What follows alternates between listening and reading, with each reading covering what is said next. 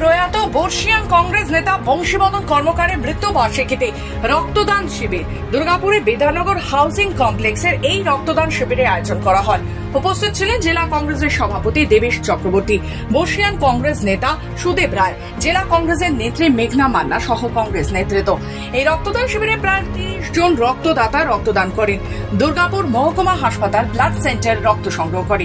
এছাড়াও এদিন স্মরণ সভা হয়। 3 নম্বর ব্লকে কংগ্রেসের সভাপতি সুদীপ্ত কর্মকার বলেন, বাবার 8তম মৃত্যুবার্ষিকী, সেই মৃত্যুবার্ষিকী পালন করে রক্তদান শিবিরের আয়োজন। এই দিন রক্তদান শিবির হয়। রাজনৈতিক রং না দেখেও সমাজের প্রতিটি মানুষ এগিয়ে আসে রক্তদান করতে। আগামী দিনেও এভাবে কংগ্রেস সভাপতি সুদীপ্ত কর্মকার জানান, আগামী দিনেও এইভাবেই তার বাবার মৃত্যুবার্ষিকী পালন করা হবে। দেখুন, এটা আমাদের প্রয়াত প্রাক্তন পৌরপিতা এবং বর্ষিয়ান কংগ্রেস নেতা শ্রী বংশীবদন কর্মকারের মৃত্যুবার্ষিকী। প্রত্যেক বছরের ন্যায় আমরা তার স্মৃতিচারণা স্মরণসভা করি এবং ব্লাড ডোনেশন ক্যাম্প আয়োজন করা হয়। এই এলাকার মানুষজন তার প্রতি যা শ্রদ্ধা যাপন করেন এই দিনের মাধ্যম দিয়ে, এবং প্রতি মুহূর্তে আজকে তার অভাব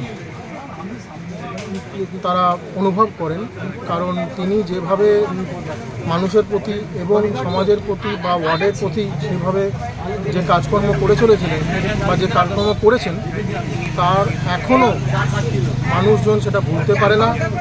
এবং আপনারাও হয়তো দেখছেন এখানে প্রেসের মাধ্যম দিয়ে যে বিভিন্ন সাধারণ লোক রাস্তা থেকে যারা যাচ্ছে, আসছে, যাচ্ছে, তারা কিন্তু একবার দাঁড়িয়ে হলেও মাল্যদান করে যাচ্ছে।